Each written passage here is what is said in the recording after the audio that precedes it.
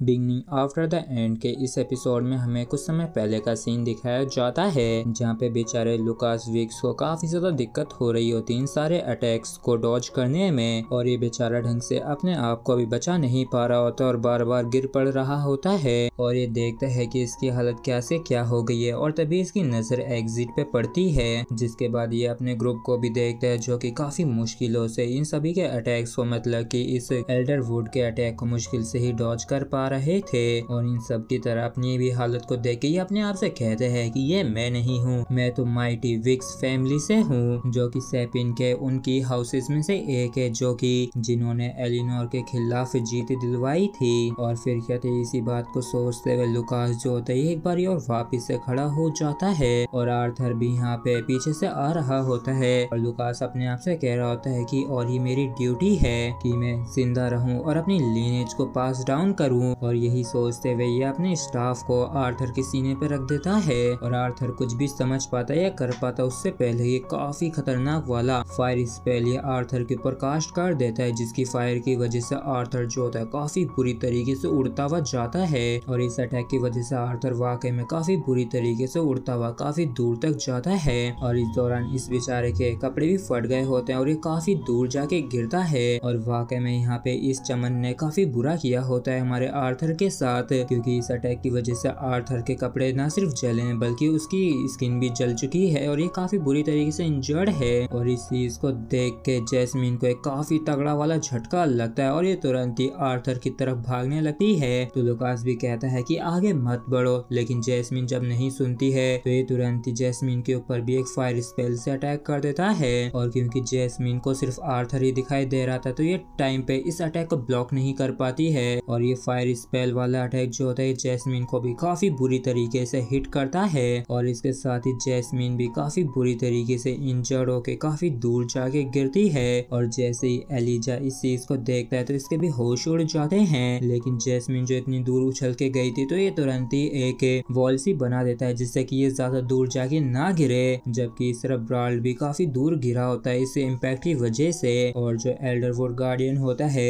ये एलिजा की इस वॉल के ऊपर लगातार अपनी वाइन से अटैक करे जा रहा था, और एलिजा जो होता है लुकास से कुछ कहने ही वाला होता है कि तभी लुकास जो होता है अपने स्टाफ को एलिजा की तरफ पॉइंट करते हुए कहता है कि ऐसा वैसा कुछ भी करने की कोशिश मत करना, अगर तुम भी ब्लास्ट नहीं होना चाहते हो तो एलिजा भी चिल्लाते हुए कहता है कि भैंस की टांग आखिर तुम ये क्या कर रहे हो। तो लुकास जो होता है कहता है कि क्या तुम्हें सच में ऐसा लगता है कि मैं अपनी जिंदगी को खतरे में डालूंगा बस तुम जैसे मामूली से लोगों को यहाँ से बच के जाने में, और ये तो तुम्हारे सम्मान की बात है कि इतिहास में तुम्हें याद रखा जाएगा, मतलब कि तुम इतिहास में वो हीरोज होगे जो कि वीर गति को प्राप्त हो गए सिर्फ इस बीस्ट को व्यस्त रखने में जिससे कि मैं यहाँ से बच के निकल सकूं। और ऐसा कहते हुए लुकास जो होता है एक और काफी खतरनाक से स्पेल को इस्तेमाल करता है, और इस स्पेल को इस्तेमाल करते इसके चारों तरफ ही क्रिस्टल आ जाते हैं। और लुकास कहता है कि मैं तुम्हारे इस पराक्रम के बारे में, साहस के बारे में सभी को ही बताऊंगा। और एलिजा जो होता है लुकास के ऊपर अटैक करने के लिए जा ही रहा होता है कि तभी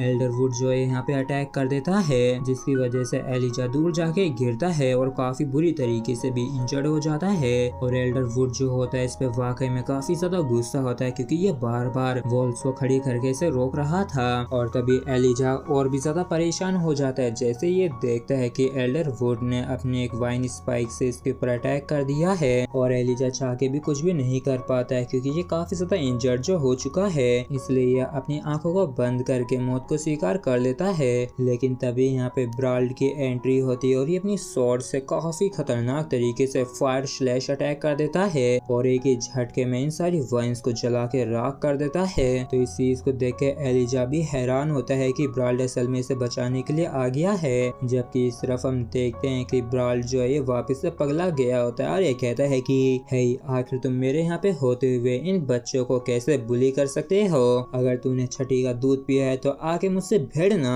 और क्योंकि ब्राल्ड ने कहा था कि छठी का दूध पिया तो इस वजह से एल्डरवुड को काफी ज्यादा गुस्सा आ जाता है, तो ब्राल्ड भी काफी काफी खतरनाक तरीके से अपनी फायर स्वॉर्ड को लेके आगे बढ़ने लगता है और ये एलिजा की बनाई हुई वॉल के ऊपर चढ़ के काफी खतरनाक वाली जंप लगा के एक काफी ज्यादा खतरनाक फायर स्लैश अटैक कर देता है एल्डर वुड गार्डियन के ऊपर। और इस अटैक की वजह से काफी सारी वाइन्स जो होती है जल जाती हैं, जबकि इस तरफ एलिजा जो होता है ये जैस्मीन की तरफ ही बढ़ रहा होता है कि तभी इसकी नजर आर्थर पे भी जाती है जो कि काफी ज्यादा इंजर्ड था लेकिन फिर भी ये होश में होता है। जबकि इस तरफ ब्राल ने जो इतना खतरनाक फायर स्लैश अटैक किया था तो एल्डर वुड जो होता है ये अपनी गर्दन को साइड में करके अपने सिर को बचा लेता है। और हम देखते हैं कि ब्राल का ये जो अटैक होता है वाकई में काफी खतरनाक होता है क्योंकि बस इसके एक ही अटैक में एल्डर वुड की जो आधी बॉडी है वो बर्न होके अलग हो गई है, लेकिन ये जो एल्डर वुड की वाइन्स है ये काफी ढीठ होती है और ये वापस से जुड़ने लगता है। और एल्डर वुड को इतना ज्यादा जख्मी करने के बाद ब्राल जो होता है काफी खुश होने लगता है, लेकिन जैसे ये देखता है कि एल्डर वुड तो वापस से हील हो रहा है अपनी वाइन्स की मदद से, मतलब कि इस एल्डर वुड को तो घंटा ही फर्क नहीं पड़ा है। और जैसे ही ब्राल इसकी आंखों में देखता है तो इसकी जो खुशी होती है वो खौफ में बदल जाती है और ये वाकई में काफी बुरी तरीके से घबरा जाता है। और तभी जो एल्डर वुड जो होता है अपने वाइन्स को इसकी तरफ भेज देता है और एल्डर वुड की जो वाइन्स होती है चारों तरफ से ही आगे बढ़ रही होती है, जबकि इस तरफ आर्थर जो होता है ये भले ही काफी ज्यादा इंजर्ड है लेकिन ये उठने की कोशिश करता है तो एलिजा जो होता है इसके पास आ जाता है और आर्थर जो होता है अपना सिर उठा के आसपास की जगह को देखता है जहाँ पे